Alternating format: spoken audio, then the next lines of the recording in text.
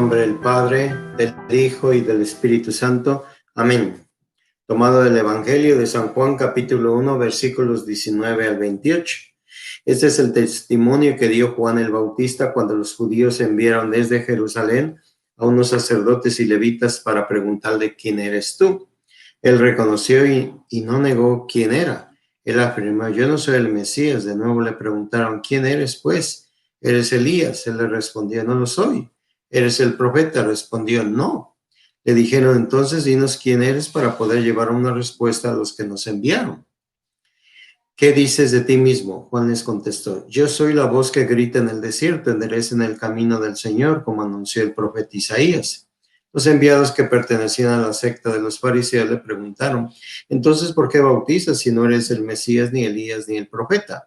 Juan le respondió: yo bautizo con agua, pero en medio de ustedes hay uno al que ustedes no conocen, alguien que viene detrás de mí, a quien yo no soy digno de desatarle las correas de sus sandalias. Esto sucedió en Betania, en la otra orilla del Jordán, donde Juan bautizaba.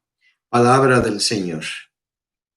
Bueno, pues este evangelio ya lo leímos en unas semanas pasadas y la iglesia retoma este evangelio. ¿Para qué? Pues porque nos invita a que este año que empezamos le pidamos a nuestro Señor con todo nuestro corazón la sabiduría divina. ¿Para qué necesito la sabiduría divina?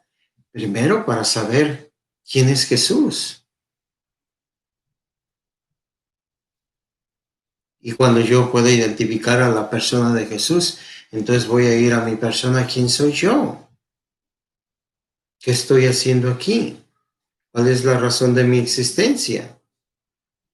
Y Juan el Bautista es el profeta, el precursor, el que prepara el camino del Señor, y nos da unas pistas para que nosotros podamos comprender esto, ¿verdad? Si nosotros conocemos a la persona de Jesús, entonces nosotros Él nos va a llevar a conocernos a nosotros mismos, porque acuérdense que el Verbo se encarnó, o sea, se hizo pecado como nosotros, se hizo pecado en tanto se humaniza, pero no practica el pecado como nosotros que lo practicamos. Él no viene de una humanidad caída, Él viene de una divinidad que redime al ser humano, que restituye la dignidad de la humanidad.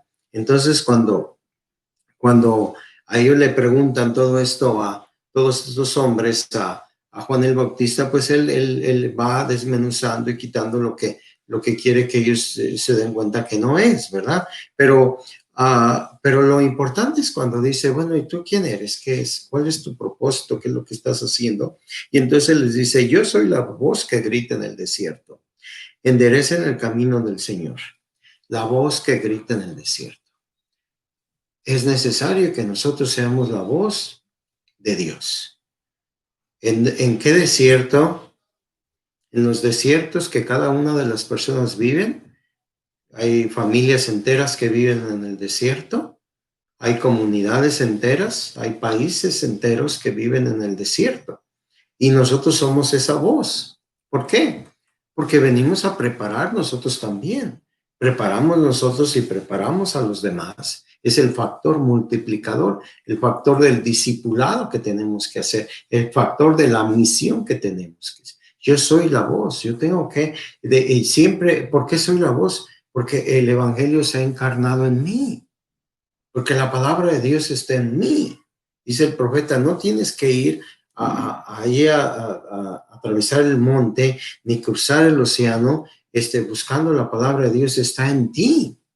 Y entonces, si está en mí, ¿para qué quiero la palabra de Dios? Primero, para reconocer que Jesús está en mí, porque Jesús es el Verbo encarnado, es la voz, es el evangelio. Entonces, si cada uno de nosotros reconoce quién es uno, ¿verdad? Si cada uno de nosotros reconoce quién es Jesús, quién soy yo, entonces yo voy a aceptar que yo soy la voz que grita en el desierto. Que yo, esa voz que tengo que hacerlo. Pero si en el desierto nadie te va a escuchar, porque ahí no hay nadie. Pero si ahí te mandó el Señor, Tú lo tienes que hacer. Él fue al desierto, a la soledad, y ahí empezó a predicar. Y ahí empezó a conocer al Verbo. Ahí se enamoró del Verbo. Ahí estuvo dispuesto a hacer camino para que Él pasara por ahí. Ahí estuvo dispuesto a quitar todos los obstáculos para que los hombres lo recibieran. Cuando hablamos de cosas materiales, son analogías de los obstáculos que el hombre tiene para recibir a Cristo. ¿Cuáles son tus obstáculos para recibir en este año que nos comienza a nuestro Señor Jesucristo? ¿Ya? ¿Cómo vamos a luchar? ¿Con Él o sin Él? ¿Cómo vamos a vivir este año de gracia que nos da el Señor? Que por cierto es un año consagrado a la persona de José. José es el padre adoptivo de Jesús, el esposo de María. Entonces, cada uno de nosotros en este año de gracia que Dios nos da, le vamos a pedir a nuestro Señor que nos ayude a conocer a su Hijo, que nos dé esa gracia, que nos dé su Espíritu para conocer a la persona de Jesús, y conociendo a Jesús empiezo a conocerme mi persona. Primero conocer a un Jesús humano, cuándo nació, dónde nació, cuáles eran las circunstancias de cómo nació Jesús, y después nos empezamos a llenar de esa fe que ya tenemos, y Él nos empieza a revelar, es decir, nos da la sabiduría, ¿verdad? La sabiduría para entender los motivos y las razones de la venida de Jesús. Y cuando nosotros empezamos a descubrir eso en nuestra vida, ¿qué es lo que pasa? Empezamos a darnos cuenta que su segunda venida es inminente, es decir, que Él va a venir y que Él va a venir porque Él va a cumplir todas sus promesas. Y si Él va a venir, entonces le pedimos que nos dé la gracia, el don. ¿De qué? De hablar con Él y de hablar de Él. No mal, ¿eh? No mal, porque nadie puede hablar mal de Jesús. Solamente sabes quiénes hablan mal de Jesús. Las personas que no lo conocen.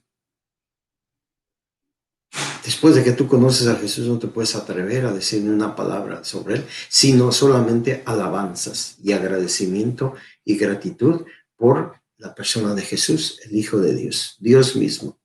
Pero los que no lo conocen, pues van a blasfemar y van a levantarle falsos y le van a echar la culpa de lo que pasa en el mundo y de las desgracias y de los abandonos y de las epidemias y todo lo que nos sucede de todas las cosas, ¿ya? Pero cuando lo descubres en tu vida, entonces empiezas a alabarlo, empiezas a darle gracias. Y cuando eso sucede en tu corazón, te empiezas a descubrir todas las cosas buenas que tú tienes. Todo lo grande que Dios ha hecho en ti, empiezas a descubrirlo. ¿Y para qué lo tienes que descubrir? Para que lo puedas compartir. Y entonces nos enfocamos en todas esas virtudes que tenemos, porque nosotros somos muy virtuosos. Mucha gente se empeña en pisarnos y hacernos a un lado, o no darle importancia a esto. Pero al final de cuentas, nosotros lo que buscamos es una vida eterna. Todos los bautizados en Cristo, en la Santísima Trinidad, buscamos la vida eterna. Y Él es el camino para llegar ahí. Entonces este año pidámosle al Señor con todo nuestro corazón que nos ayude a ¿qué? Que nos dé la sabiduría para descubrir a Jesús en nuestra vida y así descubrirnos nosotros y podamos hablar con Él y de Él. ¿A quién? A todas las personas que Dios nos ponga en nuestro camino. Que el Señor les bendiga, el Padre, el Hijo y el Espíritu Santo. Amén.